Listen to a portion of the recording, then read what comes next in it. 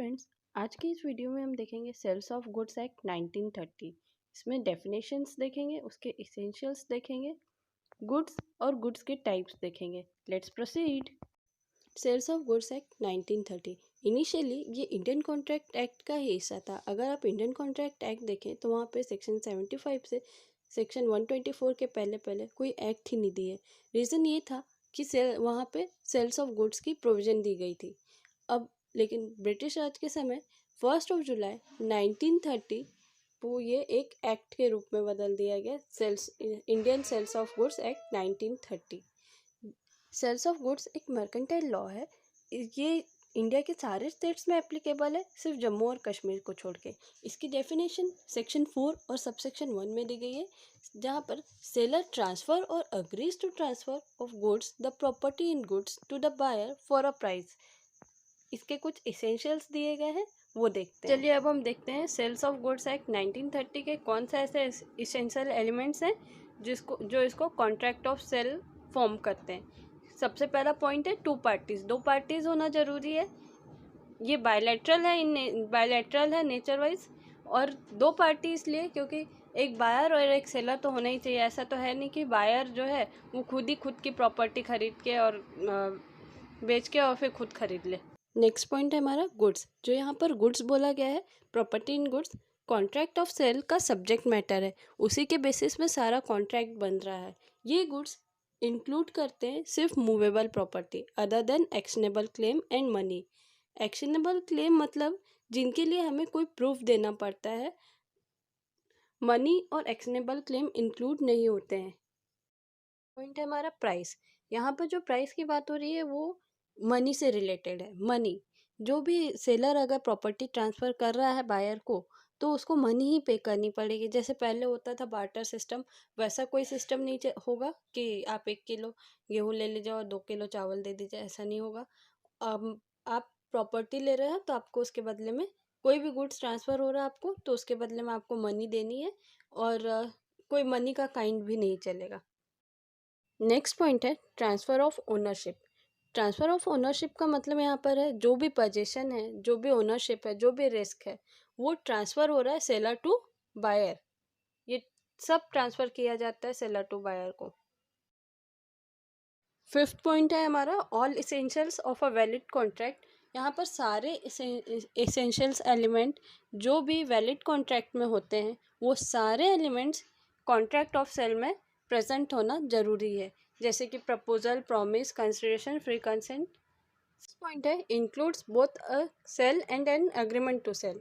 इसका मतलब समझते हैं sale and agreement to sale. Sale जो होता है मोस्टली उसी टाइम होता है। फॉर एग्जांपल, हम मार्केट गए, कोई चीज़ पसंद आ गई तो हम लोग ने ले ली, तो उसकी ओनरशिप हमको ट्रांसफ़र हो गई at the same time. But agreement to sale में क्या होता है, एक फ्यूचर डेट डिसाइड की जाती है। जब तक वो डेट कंप्लीट नहीं होती तब तक हमको ओनरशिप उस गुड्स की मिलती नहीं है। हाँ, सेल्स ऑफ अग्रीमेंट हमेशा एक कंडीशन पे डिपेंड करती है। जब तक वो कंडीशन फुलफिल नहीं होती तब तक वो कॉन्ट्रैक्ट ऑफ सेल पूरा नहीं होता है। अब हम गुड्स के मीनिंग और डिटेल में समझते हैं। ये सेक्शन 2 और सबसेक्शन 7 में डिफाइन किया गया है। गुड्स का मतलब होता है यहाँ पर कि all movable property other than actionable claim और मनी। एक्शनेबल क्लेम मीन्स जो कोर्ट में के थ्रू एनफोर्स कराया जा सकता है। गुड्स में क्या क्या आता है, गुड्स में स्टॉक एंड शेयर्स भी आते हैं, और वो growing crops and things which are attach with plants, ये सब भी आती है। जैसे घास, साग सब्जी, ये सारी चीज़ें भी गुड्स में आती हैं। गुड्स के कुछ टाइप्स डिफाइन किए हैं। गुड्स एक 3 टाइप्स में डिफाइन किया गया। फर्स्ट एग्जिस्टिंग, फ्यूचर और कॉन्टिजेंट। एग्जिस्टिंग में 3 और आते हैं, स्पेसिफिक, असर्टन और अनसर्टन। इसको हम डिटेल में देखते हैं। फर्स्ट है हमारा एग्जिस्टिंग गुड्स। नाम से ही सब एक्सप्लेन हो जा रहा है। जब हम कोई चीज़ खरीदने जाते हैं मार्केट में और शॉपकीपर के पास वो चीज़ अवेलेबल होती है, वो हमको तुरंत सेल कर देता है, उसको हम बोलते हैं एग्जिस्टिंग गुड्स, क्योंकि हमारे पास ओनरशिप, पोजेशन सब आ जाता है।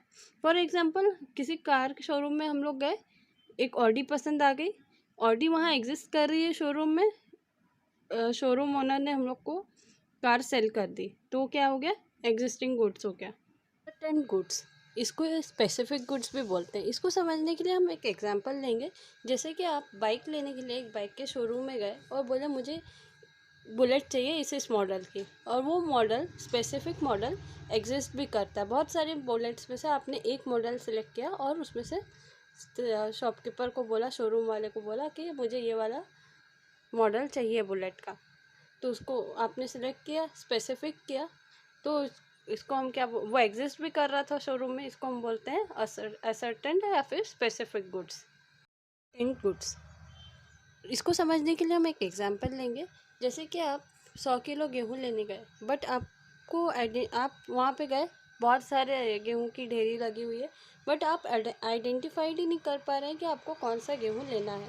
बहुत सारा माल रखा है बट आपको उसमें से समझ ही नहीं रहा है कि कौन सा खरीदना है। That will called uncertain goods. Future goods, it means manufacturer या प्रोड्यूसर या फिर सेलर जो भी गुड्स बाद में किसी फ्यूचर डेट में एक्वायर करेगा उसको हम बोलते हैं फ्यूचर गुड्स। इसको समझने के लिए हम एक एग्जांपल लेंगे। एक्स और वाई दोनों फ्रेंड है। एक्स ने बोला कि वाई तुम्हारे फील्ड में नेक्स्ट ईयर जितनी भी क्रॉप होगी वो मैं खरीद लूँगा। तो ये क्या हो गया, फ्यूचर, वो बाद में नेक्स्ट ईयर एक्वायर करेगा, तो उसको हम क्या बोलेंगे, future goods. Contingent goods, contingent goods भी कुछ कुछ फ्यूचर गुड्स से ही मिलता है। कंटिजेंट गुड्स मीन्स जो भी आपकी कंडीशन को फुलफ़िल करे और फिर आपके पोजीशन में गुड्स है उसको हम कंटिजेंट गुड्स बोलते हैं।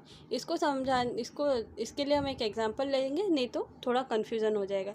सपोज एक्स और वाई दो पर्सन है और एक्स वाई से बोल रहा है कि जेड के फार्म हाउस में जितनी भी क्रॉप होगी मैं वो आपको दे दूँगा अगर जेड मुझे सेल करता है तो अब यहाँ पे एक कंडीशन आ गई कि अगर जेड सेल करता है, और ये अगर कंडीशन फुलफ़िल हो गई कि जेड ने एक्स को दे दिया तो इट मीन्स कंटिजेंट गुड्स हो गई है, क्योंकि एक्स उसको इजीली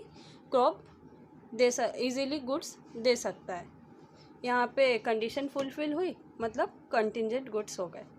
यहाँ पे क्या हो रहा है, फ्यूचर गुड्स और कंटिजेंट गुड्स दोनों में ही फ्यूचर की बात हो रही है। फ्यूचर गुड्स में और कंटिजेंट गुड्स में हमें गुड्स का पोजीशन और ओनरशिप फ्यूचर में मिलेगी, बट कंटिजेंट गुड्स में क्या है कि एक कंडीशन फुलफ़िल होती है और थर्ड पार्टी इन्वॉल्व होती है। फ्यूचर गुड्स में थर्ड पार्टी नहीं इन्वॉल्व। ठीक है, समझ गया सबको टॉपिक?